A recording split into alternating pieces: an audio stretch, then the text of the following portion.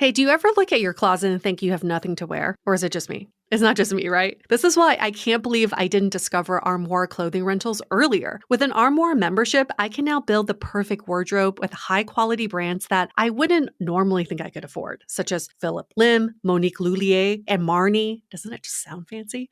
To get started, all you have to do is take a 5-minute style quiz and select items from your dynamic, personalized closet. The styles show up at your door in as little as 2 days. And then when you're ready for new clothes, boom, swap them out for more new-to-you styles. I recently rented a pale lime green leather blazer from Alice and Olivia. You may have seen it on our Instagram stories. I am obsessed. It's so perfect if you're like me who doesn't want to spend all that time putting together a look, but also loves looking stylish. Right now, our listeners can give Armoire a try and get up to 50% off their first month. That's up to $125 off. Just visit armoire.style/dateable. That is armoire.style. That's spelled ARMOIRE.style/DATEABLE to get up to 50% off your first month and never worry about what to wear again. Try Armoire today. Hi, I'm Yue Xu. And I'm Julie Krafchick. We're active daters turned dating sociologists. Here to dive into everything modern dating and relationships. Welcome to the DATEABLE podcast.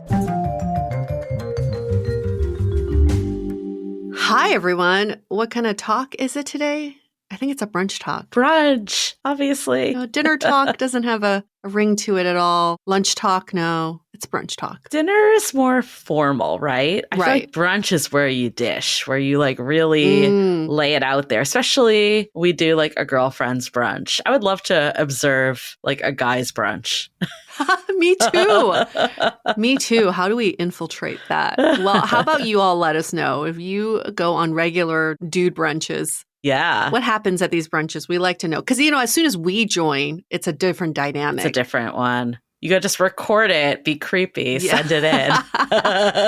It doesn't matter what kind of brunches you're at. You are hopefully talking about dating, love, relationships, human connection, and maybe our question for this episode, which is, what do you do when you're feeling behind in your love life? And for more context, at 27, I feel behind in dating. It wasn't until my quarter-life crisis that I ever even started dating. I'm also very rejection avoidant due to earlier experiences in my life. How do I build confidence to start dating at this age? I'm terrified of dating apps. Do I just rip the Band-Aid off and get started? It's so relative, whether you feel on par, behind, ahead.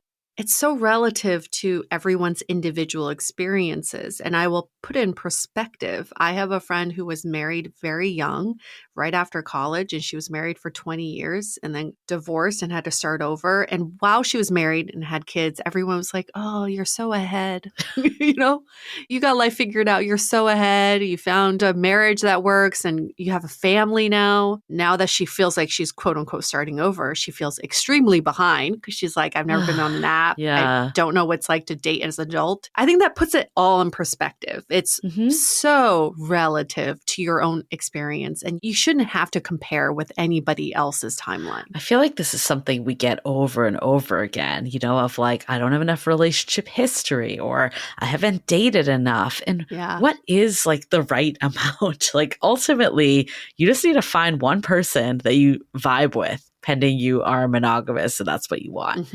But even if you're not, like, you might need to find a couple people. Like, it doesn't matter what the past is. I truly believe that, like, the relationship that I have, like, for instance, with my partner, it doesn't matter what our pasts were because, like, it's a unique relationship with each other. Right. Of course, like, there are relational skills and dating confidence and all that. That's totally valid. First of all, at 27, you are not too young. I feel like I didn't really start dating to around the same too. I think that's actually very normal in today's world, that a lot of us like put dating on the back burner because of just building our careers or education. Like, this is something that we see over and over again, and people all have the same response. Like, oh, I don't have enough experience. I didn't do enough. But what better day to start Today. There you go. So yeah, rip that Band-Aid off. Even though you're not dating or had the experience of dating, listening to this podcast already adds to your dating experience. Listening about other people's experiences and all these expert takes, that already adds to your repertoire of dating. I think it's how you spin the story. Julie and I recently spoke to someone who was in the same boat, and we realized she opened every date with, I don't have much dating experience. Well, if you open a date with that, then it puts you in that box. Oh, she hasn't had much dating experience. But if you spin it in a way that's, oh, I had other priorities in my life, but now I'm really prioritizing my love life and finding a partner, that's different. Totally. That's different than saying, I have no experience dating. Right. And I think ultimately it comes down to relational skills. That's the most important thing. If you've been dating for 20 years and you have no relational skills, it doesn't matter. You are no better dater than someone that is just starting. So I think the fact that, you're here at this podcast, that's a great first step. But also think about like the relationships that you have in your life with friends and family and how you relate to others and how you can strengthen some of that and go on dates. Like this is a great time. I think, everyone has to come to dating with like where they're at and what's good for them, like whether they serial date or they, take it a little slower and really try to hone in on finding that one person.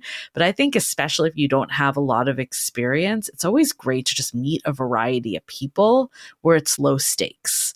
Where it's just a meet and greet. You're just trying to meet them. That takes the rejection out a little. Just trying to see what works for you because you are curious. You are just trying to understand dating and yourself. That's all there is to it. So meet people, have fun, or try to have fun with it, and don't get too in your head about the rejection side. I know easier said than done, but I think that this is actually like a really good opportunity and definitely not too late. Not too late.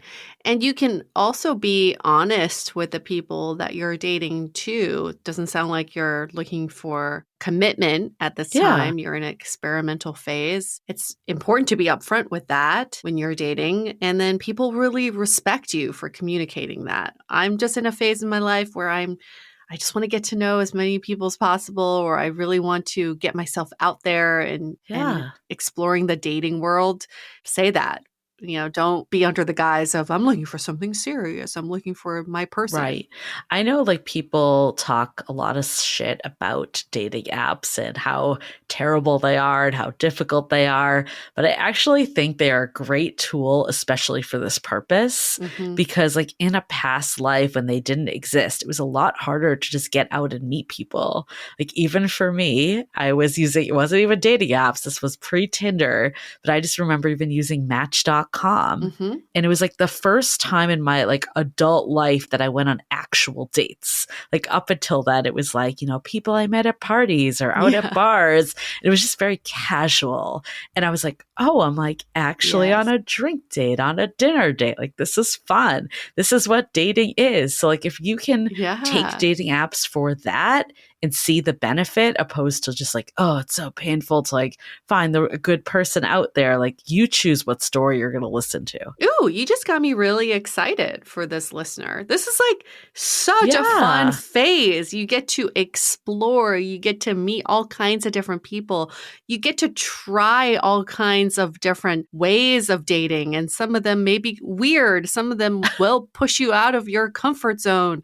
And that's when you will find more about yourself. I think this is like the best stage of dating, when you're dating purely for dating. Yes. It's like, no 100%. Pressure. I know, pressure-free dating. Just have fun. You should be our next resident dater. Yeah, come volunteer. Okay, well, I do want to get to the part around rejection and just being scared, because don't want to diminish that, because that is a real part of dating. But before we do, let's take a minute to hear from our sponsors. This episode is sponsored by 310 Nutrition. Okay, be honest. How good are you at hydrating? I personally have a tracker which constantly reminds me that I am not hydrating hydrating enough. But now I rely on 310 Nutrition for everything from water hydrators, which make your water delicious and nutritious, to refreshingly healthy lemonade mixes, and they're all in one shakes. Whatever your personal goals may be, from getting hydrated to healthier habits, 310 Nutrition is satisfying, guilt-free, and a helpful tool to whatever goals you have for your health. And we just got these great products from them as a sponsor of the show. And I was immediately drawn to the lemonade mixes because one, they have no sugar, and two, how refreshing does this sound? My favorite is the blackberry flavor lemonade, which is such a treat. Right now, 310 is celebrating a new year of goals with the code DATEABLE and giving our listeners 50% off, up to $100 off your first order. With so many sample packs, new products, it's really fun and easy to put together an order or start a subscription on products you know you'll use. Go to 310nutrition.com and use the code DATEABLE right now for 50%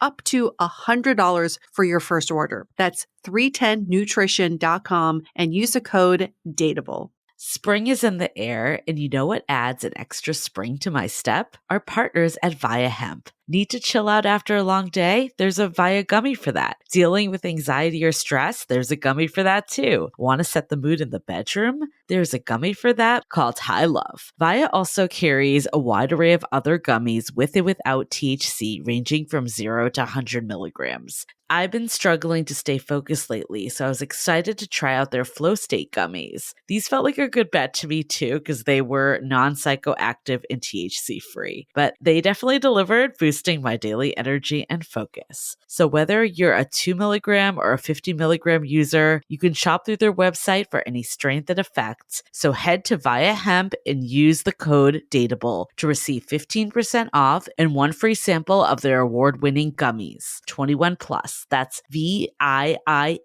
hemp.com and use the code DATEABLE at checkout. Please support our show and tell them that we sent you. Take your passion and pleasure to a whole new level with High Love from Via Hemp. If you love Dateable, we have a podcast you have to check out. Seeing Other People was created to help you feel less alone and more empowered by your dating life. Hosted by your soon-to-be favorite internet big sis, Alana Dunn, an early Hinge employee, modern dater, and now a fiance, is here to guide you through whatever you're going through. And she covers the gamut of topics, from anti-dating rules, how she went from being an anxious dater to in a secure, healthy relationship, and navigating dating burnout. On Tuesdays, Alana brings on expert guests like dating coaches, matchmakers, psychologists, and more. And on Thursdays, Alana is joined by anonymous real-life daters who bear it all and open up about what they've faced in their love lives and what they wish they knew going through it. Seeing Other People will help you change your dating mindset, develop healthy dating habits, and make you feel like you actually can find what you're looking for. Subscribe wherever you listen to podcasts and tune in every Tuesday and Thursday. Okay, rejection, the R word.